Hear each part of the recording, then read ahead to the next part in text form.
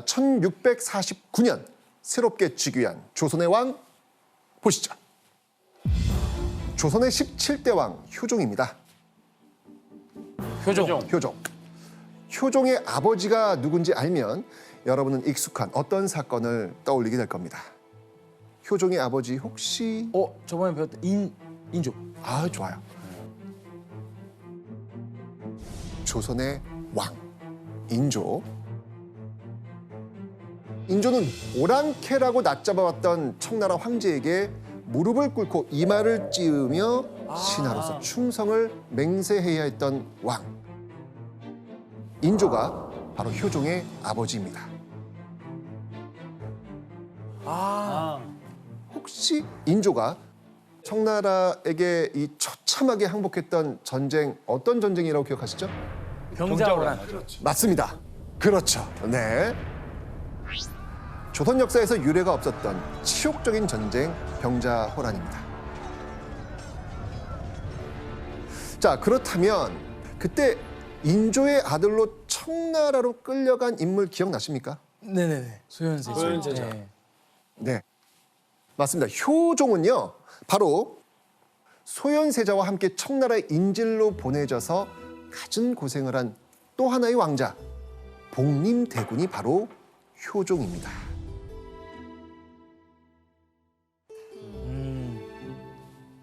그런데 이 효종이 즉위한 다음에 조선을 뒤흔드는 큰 사건이 벌어집니다. 그건 바로 청나라 사신이 들고 온 비밀 문서 때문입니다. 비밀 문서? 네.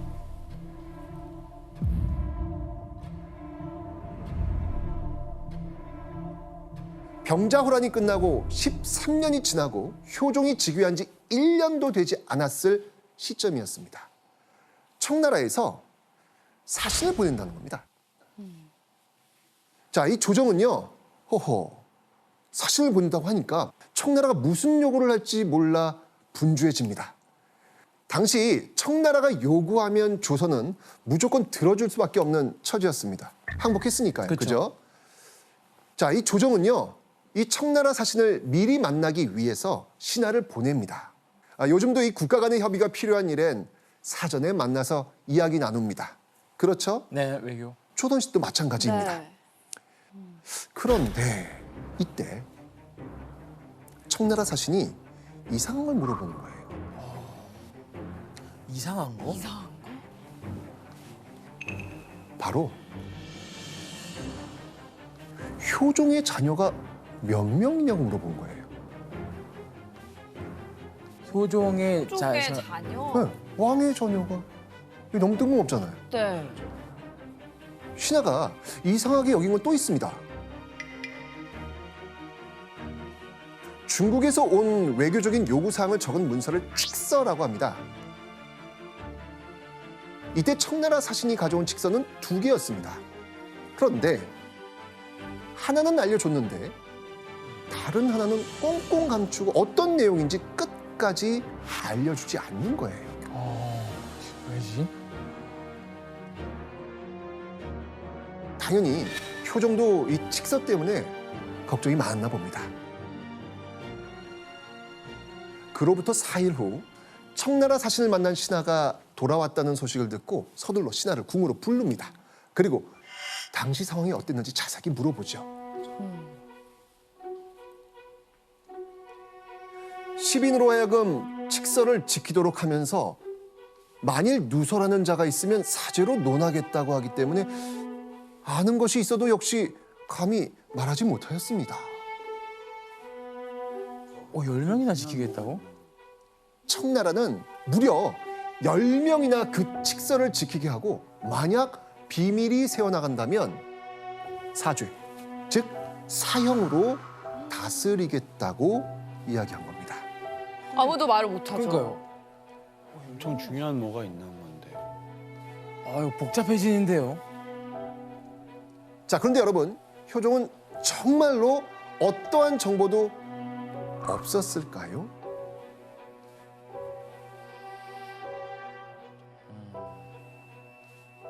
사실 다른 신하가 몰래 캐온 고급 정보가 있었습니다. 어, 다행히도. 다행히도. 다행히도. 네.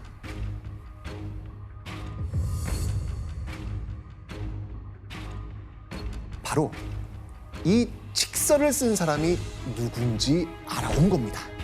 칫솔을 쓴 사람? 네. 자, 이 칙서를 쓴 사람 대체 누굴까요? 어이? 도르고.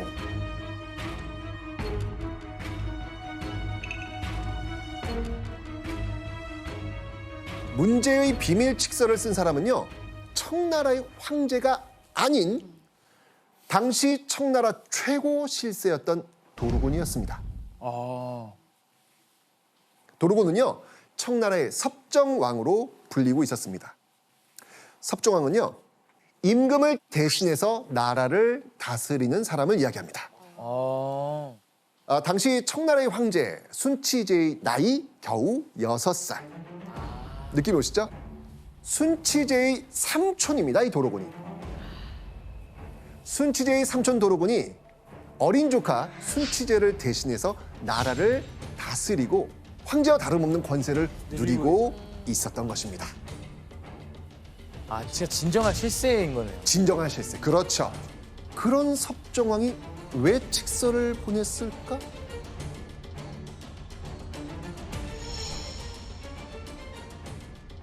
자, 어쨌건 비밀 칙서를 가지고 온 청나라의 사신이 드디어 궁궐에 도착합니다.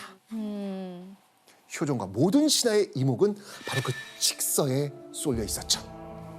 그리고 자, 드디어 칙서의 내용이 공개됩니다.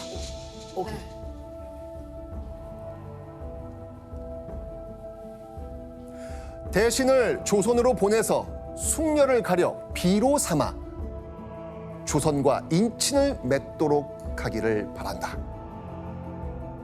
바로 아내가 될 여인을 뽑아서 결혼하겠다. 왜?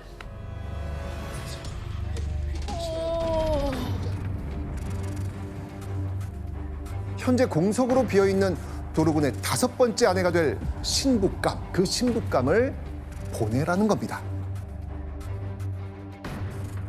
자, 이 이야기는요, 곧 효종이 청나라와 사돈을 맺어야 한다는 거였습니다. 자, 이 효종은요, 이 청나라의 섭정왕, 이 도르곤의 요청 무시할 수 있을까요? 아, 무시는 못해요. 효종은 당연히 거부할 수 없었습니다. 자칫 잘못해서 이 청나라를 화나게 했다간 다시 병자호란 같은 후환이 벌어질 수도 있으니까요. 그 굴욕을 다시 또 네. 자, 근데 여러분 오늘의 주제 기억하세요? 뭐였죠, 오늘의 주제? 왜 조선의 공주는 오랑캐의 신부가 되었을까? 맞습니다. 결국 공주가 됐죠. 오랑캐 아내가 됐다는 거잖아요. 뭐? 이게 어떻게 된 일일까요? 이 가운데 청나라로 보내지는 공주는 없습니다. 다행이다. 다행이다. 오? 그러면은 그러면 그 제목은 어떻게 되는 이장에서 건가요? 보낸 건가요? 사실 그 칙서의 내용 중에 효종의 생각과 다른 내용이 또 있었습니다. 뭐요? 어떤 내용이요? 왕의 누이나 딸 혹은 왕의 근족이나 대신의 딸 중에서 참하고 덕행이 있는 자가 있으면 선택하여서 짐이 보낸 대신들이 보고 와서 답하게 하라. 공주뿐만 아니라 왕실, 대신의 딸까지 참한 자를 골라서 신부감으로 준비하라는 내용이었습니다. 그러면 딸 말고도 좀 열려 있네요. 열려 그렇죠. 폭이 넓네요. 옵션이 열려진 거예요. 네. 이제는 왕뿐만 아니라 대신들도 자신의 딸을 걱정해야 되는 상황이 온 겁니다. 어우.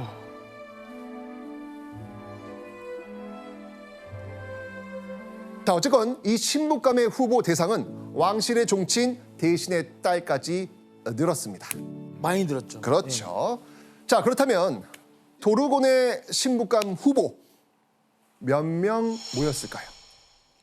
처음에 모이라고 했을 때 자발적으로 간 사람은 없다. 아 근데 왕의 명령인데 아, 그래요? 네. 보낼 수밖에 없죠 후보 자리에. 그래요? 어땠을까요? 총 300여 명 중에 자신의 딸을 내놓은 사람은 한 명도 없었습니다.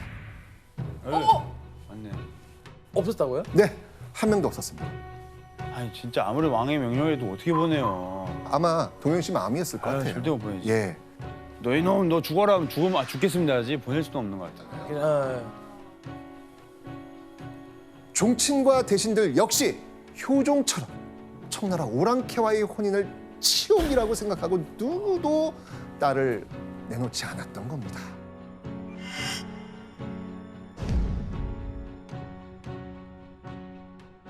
그런데 고작 이틀밖에 지나지 않았는데 이틀 만에 청나라 사신은요 얼른 신부감 내놓으라고 그냥 몰아칩니다.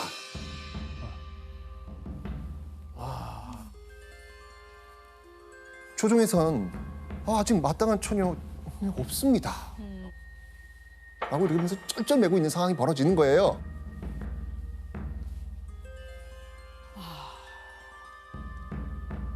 모두가 이 발뺌을 하고 있는 이런 상황. 그런데 이때 효종이 기뻐할 소식이 들립니다. 뭐? 기뻐할 소식? 네. 지쳐서 갔나?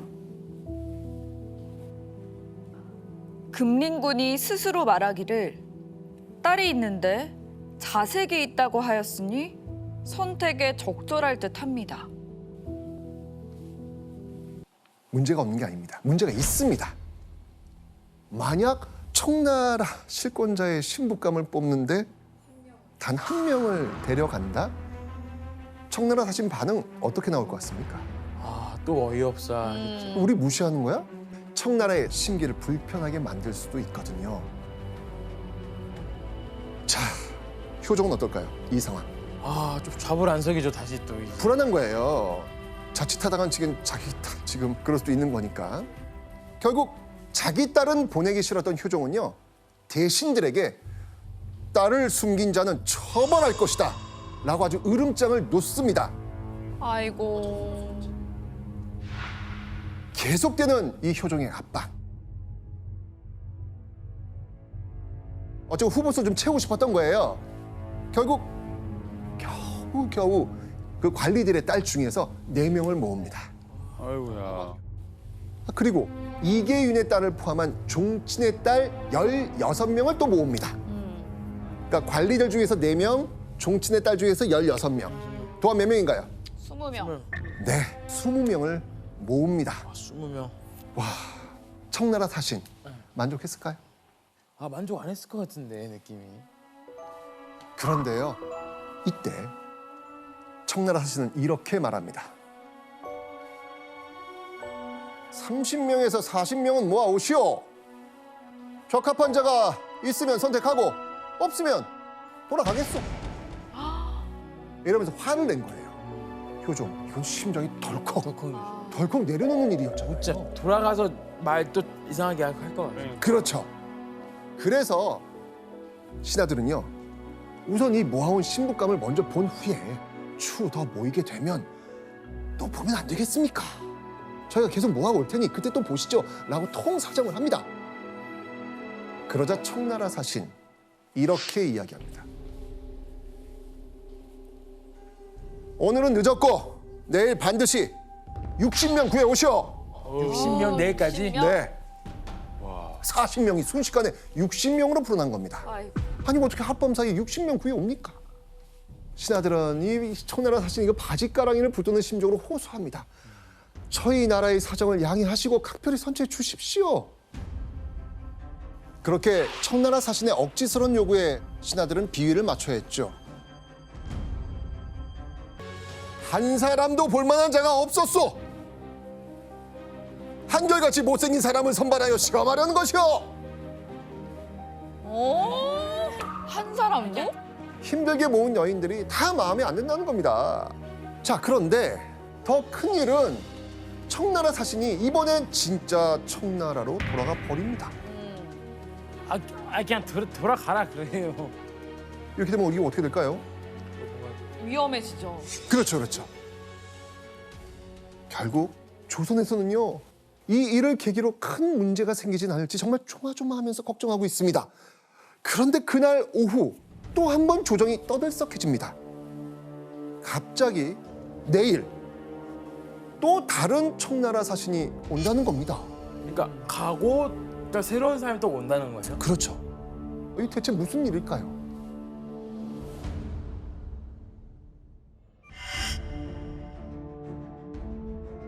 그런데 이상하지 않습니까? 화를 내면서 분명히 돌아갔는데 왜 또 다른 사신이 왔을까요? 그러니까 행패 부린다는 거잖아요. 깡패짓 하는 맞습니다. 거예요. 아유. 마음에 안 든다고 어깃장 놓으면서 조선의 왕과 신하를 갈팡질팡하게 만들면서 자신들이 우위에 있다는 것을 알려주려고 하는 겁니다. 아이고. 자, 그렇게 이 또 다른 청나라 사신들은 다짜고짜 이렇게 말합니다. 곧바로 대궐로 갈 것이니 처녀들을 속히 단장하여 대기시키죠. 이전에 봤던 여인들을 다시 보겠다는 겁니다. 아. 자, 그렇게 이 사신은 여인들을 본 후 이렇게 말하죠.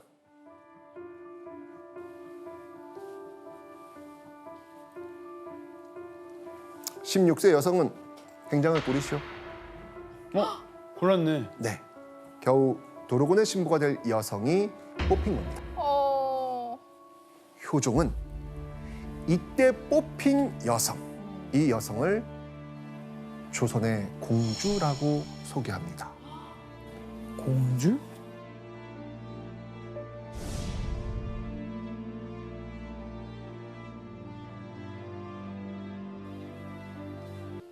조선시대 공주들은요, 7살이 넘으면요 보통 자코라는 새로운 이름을 받는데요. 효종은 이해숙에게도 당연히 자코를 내립니다.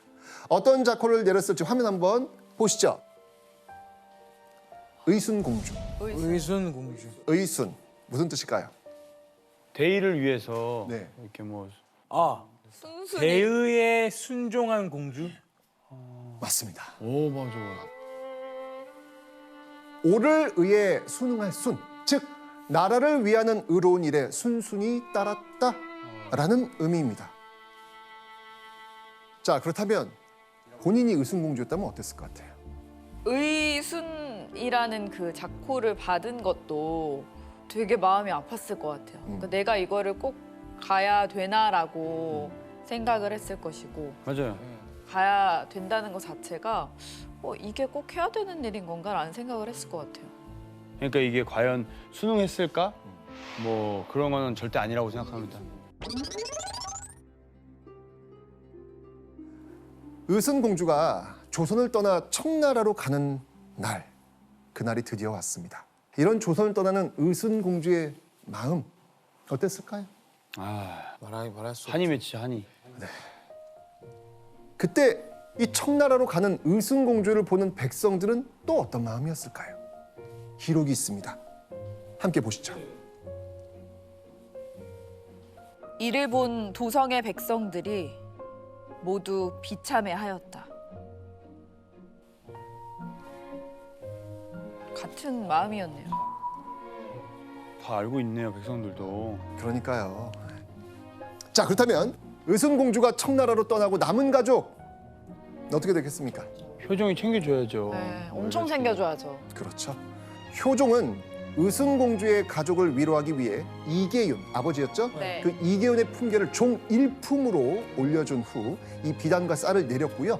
의순공주의 두 오빠는 벼슬을 받습니다. 또 비단과 은 1000냥도 보냅니다. 결국 왕의 종친이었지만 별 볼 일 없던 이계윤이 의순공주와 도르곤의 결혼으로 관직과 재산을 얻게 된 겁니다.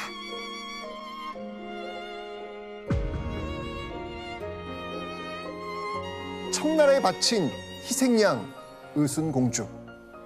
이제 최종 목적지는요, 도르곤이 사는 북경의 자금성. 한양에서 북경까지는요 약 757km. 무려 2개월 이상이 걸리는 대장정이었습니다. 진짜 엄청 긴 멀죠. 여정이네요. 그 가는 길도 막 지금처럼 우리가 막 평탄하지도 않잖아요. 산 넘고 막 산 그렇죠. 넘고 하니까. 정말 멀죠. 그런데요, 이 험하고 낯선 길보다 의순공주를 더 힘들게 하는 사람이 있었습니다. 바로 의순공주를 청나라로 데려가고 있는 그 사신단의 통역관이었습니다. 통역관. 이게 가는 여정보다 더 힘들어, 이 통역관 때문에. 왜요? 이 인물이 얼마나 대단한 인물인지 알려주는 기록이 있습니다. 그 기록 함께 보시죠.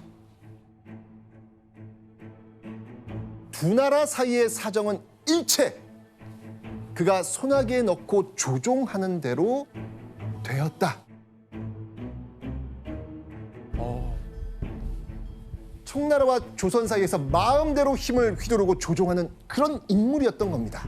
그런데 청나라에서 온 이 통역관의 정체가 더 충격적입니다. 바로 청나라의 충성을 맹세한 조선인이었다는 겁니다. 어? 조선인이라고요? 그의 이름은요, 정명수. 정명수는요, 이 청나라 사신을 부추겨가지고 아주 조선의 곤란한 요구를 막 강요했던 그런 인물이에요. 아우, 어쨌든 그쪽에 붙어 있다는 거죠, 뭐. 네. 우리나라 버리고. 맞습니다. 게다가 이 정명수에겐 악명 높은 전력이 이미 있습니다. 자, 이런 일이 있었습니다.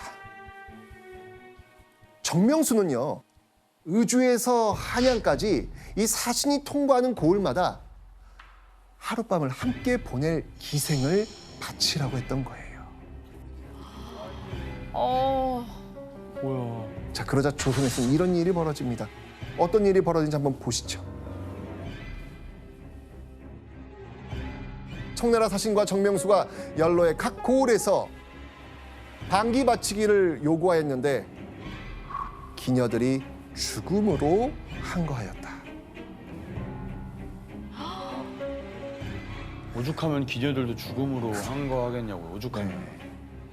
자, 그런데 이 악명 높은 정명수가 의순공주와 함께 청나라로 가고 있던 조선인의 은화를 뺏고 괴롭히고 있는 겁니다. 와. 같은 조선인이면서 더욱 악랄하게 조선인을 괴롭히는 이 정명수를 지켜봐야 했던 의순공주, 이 어떤 마음이었을까요? 어떻게 뭐 할 수가 없으니까 본인도 지금 가는 길이니까.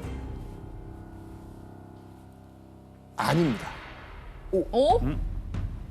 의순공주는요, 이 악랄한 정명수를 네. 두고 보지 않았습니다. 두고 보지 않았다? 기록이 있는데 우리 예원 씨 한번 읽어주시죠. 내가 들어가서 섭정왕에게 여쭈면 네 목숨이 끊어질 것이니 네가 감히 마음속으로나마 내 나라에서 그런 악행을 하겠느냐. 와, 이 말 진짜 의미심장한데요. 도르고는요, 한달음에 달려와서 의순공주를 만납니다.